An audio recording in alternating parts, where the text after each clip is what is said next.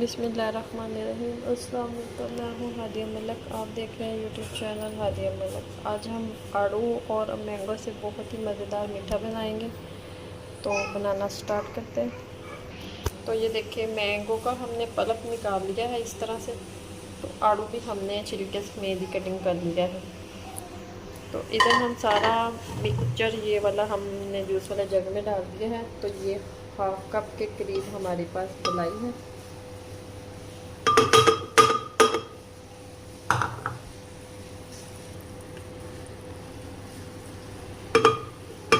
ये जाएगी इसमें। तो ये हमारे पास है काजू और बादाम का पेस्ट, ये डालेंगे इसमें। तो आज का झटपट सा बनने वाला मीठा बहुत ही मज़ेदार बनता है। तो इसे अब हम ग्राइंड करेंगे।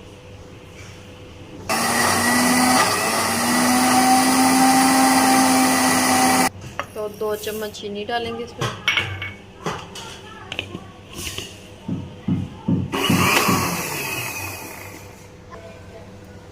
तो ये देखें, अच्छे से ग्राइंड हो चुका है।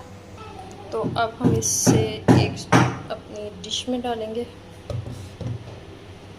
तो ये देखें, डिश में हमने डाल के अच्छे से सेट कर लिया है। तो अब इसके ऊपर बादाम डालेंगे।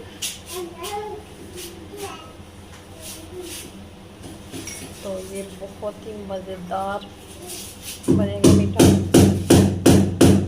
आप इसको इतने मज़ेदार ये लगेगा, बिल्कुल आइसक्रीम की तरह है।